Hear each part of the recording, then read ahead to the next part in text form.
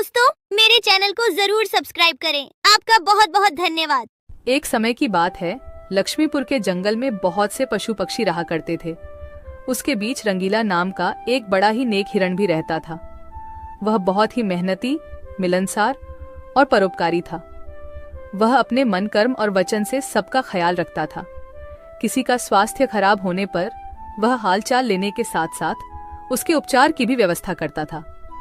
वह जहां रहता था वहां अपने मेहनत से चारों तरफ हरियाली रहता था। एक बार रंगीला स्वयं बीमार पड़ गया। उसे ऐसा बुखार चढ़ा कि उतरने का नाम ही नहीं ले रहा था। उसने स्वयं कुछ जड़ी बूटियां खाई, लेकिन कोई लाभ नहीं हुआ। उनकी बीमारी की खबर पूरा जंगल में फैल गई थी, लेकिन उसे देखने के लिए कोई नहीं आया। तब उसका मन अधिक मुरझा गया। उसे उठा नहीं जा रहा था। फिर भी वह उठकर थोड़ा आगे आया और उसने देखा कि 2 हिरण उनके इलाके में आ गए थे। वह उनके बड़ी बड़ी हरी हरी घास खा रही थी। उन्होंने जब रंगीला को देखी तो मुस्कुराने लगी। अरे रंगीला, कैसी है तुम्हारी तबीयत? हम लोग तो तुमसे ही मिलने आए हैं, तुम्हारा हालचाल जानने आए हैं। हाँ रंगीला, मैंने सुना तुम्हारी तबीयत बहुत खराब है, तो हमसे रहा नहीं गया, इसीलिए चले आए हैं। अब बताओ, कैसी तबीयत है तुम्हारी? तबीयत में कुछ सुधार नहीं आया है, अब कोई दूसरी दवा लेनी पड़ेगी। हाँ हाँ, अच्छी दवा लेना और अपनी ख्याल रखना। अब तुम आराम करो, हम चलते हैं। रंगीला मुड़कर अपनी घर के तरफ चला गया और इधर दोनों हिरण फिर से रंगीला के इलाके के हरे हरे घास खाने लगी। हमने इस जगह के बारे में जितना सुना था उससे कहीं ज्यादा पाया। रंगीला ने बड़ी मेहनत से ये गुलशन सजाया है। चारों तरफ हरियाली ही हरियाली है। देखकर और खाकर तबीयत खुश हो गई। अभी पेट भरकर खा लेता हूँ, फिर कल रंगीला से मिलने के बहाने आ जाऊंगा। हमें रंगीला से क्या काम, हमें तो यह हरियाली खींच लाई है। चलो, हम फिर कल आएंगे रंगीला से मिलने के बहाने। जब दोनों हिरण का पेट भर गया तब वह वहां से चले गए और अपने इलाके में जाकर वह रंगीला के इलाके के हरे हरे घास के बारे में तारीफ करने लगे। अरे भाई, यहाँ सूखे घास खाकर पड़े हो, वहाँ जाओ रंगीला के दरबार में, रंगीला का हालचाल पूछो और पेट भर के हरे हरे घास खाओ। बहुत अच्छा है रंगीला, उसके बीमार होने पर भी हमें हरे हरे घास खाने के लिए मिल रहे हैं। रंगीला बहुत अच्छा है, बड़ा ही नेक हिरन है, उसके बीमार होने पर भी हमें हरे हरे घास खाने के लिए मिल रहा है। इससे अच्छी बात और क्या हो सकती है। वहां बहुत सारे हिरण की टोली बन गई। वह सब रंगीला के पास पहुंच गए और रंगीला का हालचाल पूछने लगे। पहले तो रंगीला को इस बात की बहुत खुशी हुई कि कितने सारे लोग इनके हालचाल पूछने आ गए, लेकिन उसके बाद का नजारा देखकर रंगीला का सर चकरा गया। सारे हिरण उनके इलाके के घास खाने में जुट गए थे। कुछ हिरण तो फल भी खा रहे थे। उनके पास सर उठाकर इधर उधर देखने की भी फुर्सत नहीं थी। रंगीला बेचारा मन ही मन सोचने लगा कि यह लोग मेरे पास 2 घड़ी भी नहीं रुके और घास खाने में जुट गए। अगर यही हाल रहा तो मेरे इलाके के सभी घास खत्म हो जाएंगे, मेरे खाने के लिए भी कुछ नहीं बचेगा। लेकिन उसके थोड़ा देर बाद ही उनका मित्र भालू वहां आ गया। उसके आने में देर हो गया था। माफ करना दोस्त, मुझे आने में देर हो गई है। तुम्हारे लिए औषधि लाने बहुत दूर चला गया था। औषधि तो मिल गई, लेकिन आने में थोड़ी देर हो गई। ये जड़ी बूटी तुम जल्दी खा लो और जल्दी से ठीक हो जाओ मेरे दोस्त। रंगीला ने वह औषधि खाई और कुछ देर बाद ही उसे आराम मिलने लगा।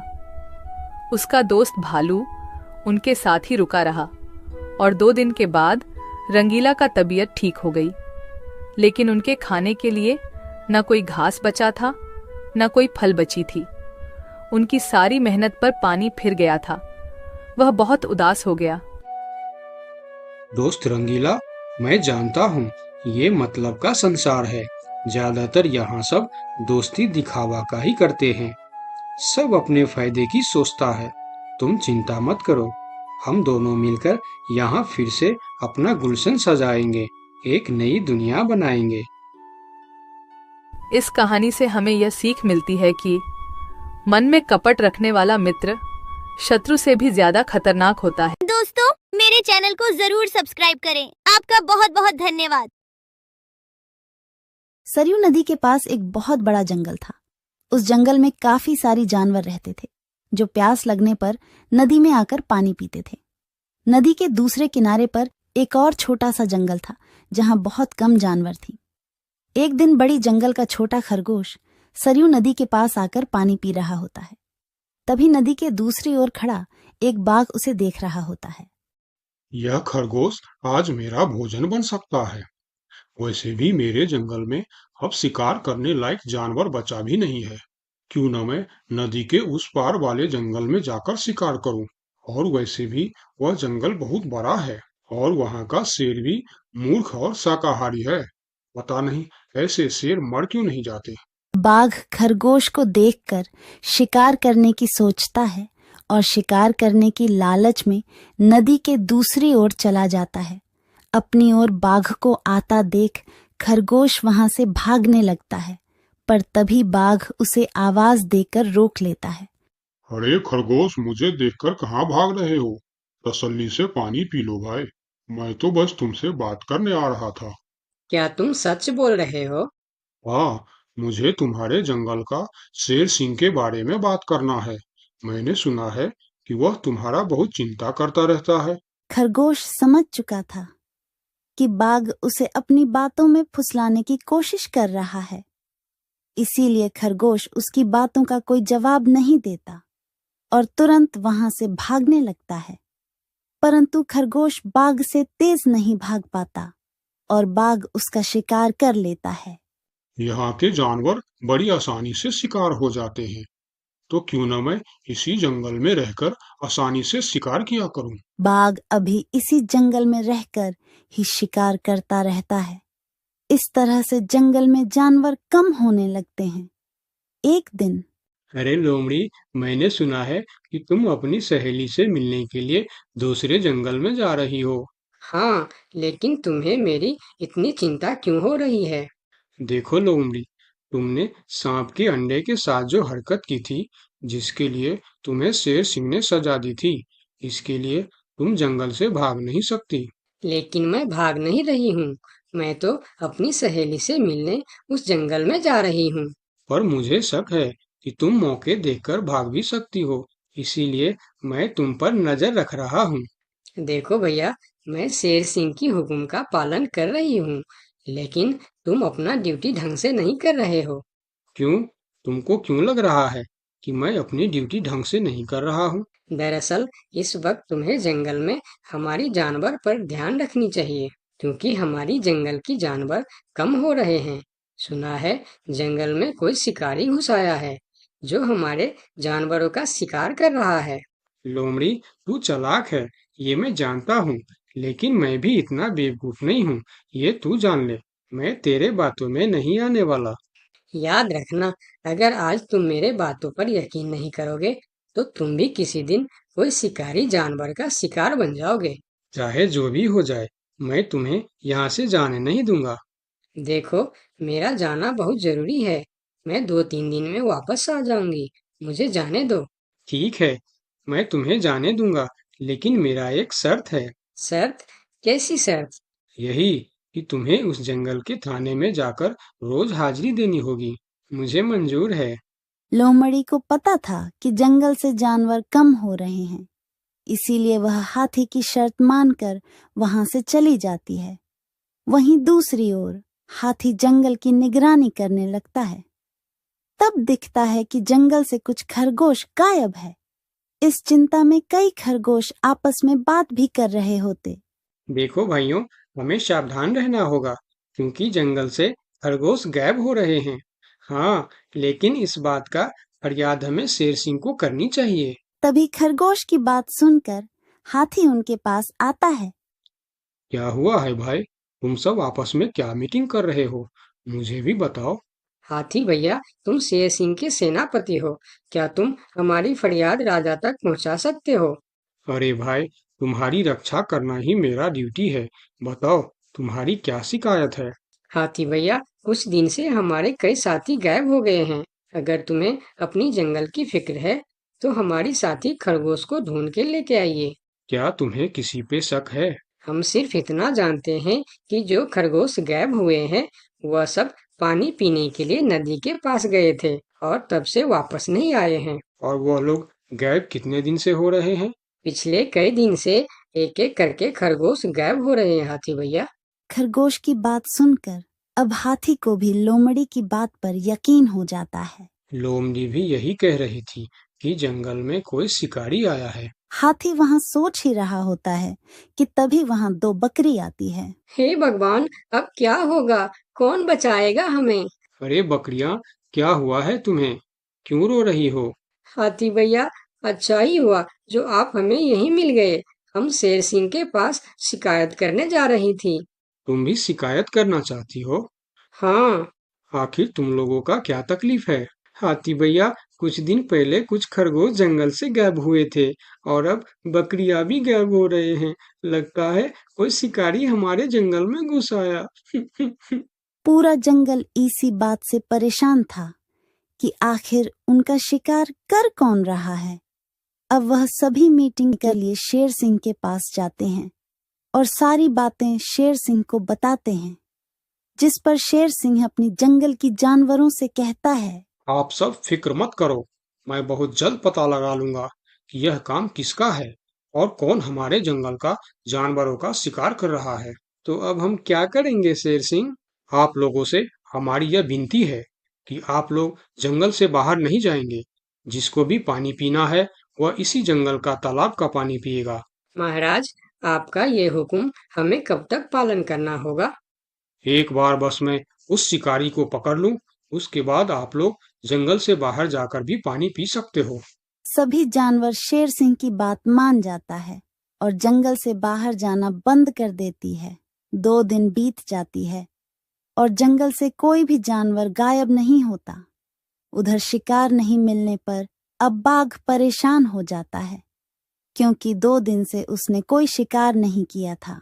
इतना बड़ा जंगल है, इतने सारे जानवर है, तो फिर यह कमबख्त जानवर पानी पीने के लिए बाहर क्यों नहीं आ रहे हैं? 2 दिन से मैंने कोई शिकार नहीं किया, भूख के मारे मेरी जान निकल रही है। लगता है अब शिकार करने के लिए नदी का किनारा छोड़ जंगल के अंदर जाना पड़ेगा। आखिर मैं भी तो देखूं, इस जंगल में सभी जानवर आखिर गायब कहाँ हो गए हैं। अब देखता हूँ मुझसे कैसे बचते हैं इस जंगल के जानवर। इतना बोलकर बाघ छुपकर जंगल के अंदर घुस जाता, जहां वह देखता है एक बकरी घास खा रही होती है। उस बकरी को घास खाता देख बाघ पीछे से उस पर हमला कर देता है और उसे मारकर अपने साथ जंगल से बाहर ले जाता है। ये सब एक दूसरी बकरी देखती रहती है। अच्छा, तो ये बात है। अभी मैं जाकर शेर सिंह को बताती हूँ। फिर बकरी सभी जानवरों को इकट्ठा करके शेर सिंह के पास पहुंचती है। महाराज, हमारे जंगल में दूसरे जंगल का बाघ घुस आया है और वही हमारे जंगल में शिकार कर रहा है। महाराज, वह बहुत तेज और बहुत दुष्ट शिकारी है। उसने हमारे सामने ही हमारे साथी को मार डाला, जो मैंने अपने आंखों से देख के आया हूँ। महाराज, अब आप कुछ कीजिए महाराज, नहीं तो हमारे प्रजाति खत्म हो जाएंगी। महाराज, अब कुछ करना ही पड़ेगा। अब आप कुछ कीजिए महाराज, नहीं तो हमारी प्रजाति खत्म हो जाएंगी। हाँ महाराज, अब कुछ करना ही पड़ेगा। सबकी बात सुनकर शेर थोड़ी देर सोचकर बोला, लोमड़ी कहाँ है? महाराज, वो नदी के उस पार वाले जंगल में गई है। शेर सिंह लोमड़ी के मदद से बाघ को पकड़ने का मन ही मन प्लान करके बोला, देखो, इस जंगल का जानवरों का रक्षा करना हमारा पहला कर्तव्य बनता है और मैं आप लोगों की रक्षा जरूर करूंगा। बस आप सबको मेरा साथ देना होगा। जैसे मैं बोलूंगा वैसे आप सबको करना होगा। हाँ, हम सब तैयार हैं महाराज। तो सुनो, आप लोगों में से कोई भी उस नदी के किनारे नहीं जाएगा। और जब वह शिकारी को शिकार नहीं मिलेगा तब वह जंगल के अंदर आने के लिए मजबूर हो जाएगा, और वो जब जंगल के अंदर आ जाएगा तब मैं जंगल के किसी एक जानवर को उसके सामने भेजूंगा। फिर जैसे ही वह मेरे भेजे हुए जानवर का शिकार करने जाएगा, हम सब उस पर हमला बोल देंगे। मतलब हम में से किसी एक को अपनी जान खतरे में डालनी होगी महाराज। हाँ, मगर मौत के मुंह में जाने के लिए कौन तैयार होगा महाराज, वह तुम्हें कल पता चल जाएगा। शेर सिंह अपने गुप्तचरों द्वारा लोमड़ी को संदेश भिजवाकर उसे वापस बुलाता है। आपने मुझे इतनी रात में यहाँ क्यों बुलाया महाराज? लोमड़ी, मैं तुम्हारी सजा माफ करना चाहता हूँ, मगर तुम्हें मेरा एक काम करना होगा। सजा से छुटकारा पाने के लिए मैं कुछ भी करने के लिए तैयार हूँ महाराज। ठीक है, तो सुनो। लोमड़ी की हाँ करती ही शेर सिंह ने बाघ को पकड़ने का प्लान उसे बता दिया। महाराज, जब बाघ मेरा शिकार करने आएगा तब आप मुझे टाइम पर आकर बचा तो लेंगे ना? मैं शेर हूँ, कोई नेता नहीं जो वचन देकर मुकर जाऊंगा। तुम निश्चिंत रहो, तुम्हें कुछ भी नहीं होगा। अगले दिन प्लान के अनुसार लोमड़ी नदी के किनारे जाता है। शिकार को आता देखकर बाघ खुश हो जाता है। वाह, आज मुझे पेट भरकर खाना मिलेगा। शिकार के नजदीक आते ही मैं उसे मार दूंगा। लोमड़ी डरते डरते नदी के किनारे पहुंच जाता है। हे भगवान, टाइम पर शेर सिंह को भेज देना। कैसी हो लोमड़ी? मैं ठीक हूँ बाघ भाई। अभी तो तुम ठीक हो, लेकिन थोड़ी देर बाद ठीक नहीं रहोगे। क्या मतलब? मतलब ये कि मैं अभी भूखा हूँ, और जब मैं भूखा होता हूँ तो किसी का भी शिकार कर लेता हूँ। इतना बोलकर जैसे ही बाघ लोमड़ी की तरफ जाता है, वो शेर सिंह के जाल में फंस जाता है और वहां सारी जानवर आ जाता है। बाघ, तू शिकार के लालच में मेरे चंगुल में फंस गया है। अब तेरी कहानी खत्म। तुमने मुझे धोखा दिया शेर सिंह। जैसी करनी वैसी भरनी, मुहावरा तो तूने सुना ही होगा। बाघ, तू सबको धोखे से मारता था, इसीलिए मुझे तुम्हें भी धोखे से मारना पड़ा। मुझे माफ कर दो शेर सिंह, मैं हमेशा के लिए जंगल छोड़कर चला जाऊंगा। तूने हमारे जनता पर अत्याचार किया है, अब तुम्हें इसका हिसाब चुकाना पड़ेगा। साथियों, अपना बदला ले लो। शेर सिंह की आज्ञा मिलते ही सारे जानवर उस बाघ पर टूट पड़ता है। इस तरह से शेर सिंह अपने चालाकी और सूझबूझ से अपने जंगल के जानवरों की रक्षा करता है। इस कहानी से हमें यही सीख मिलती है कि धोखे का अंजाम धोखा ही होता है, जैसी करनी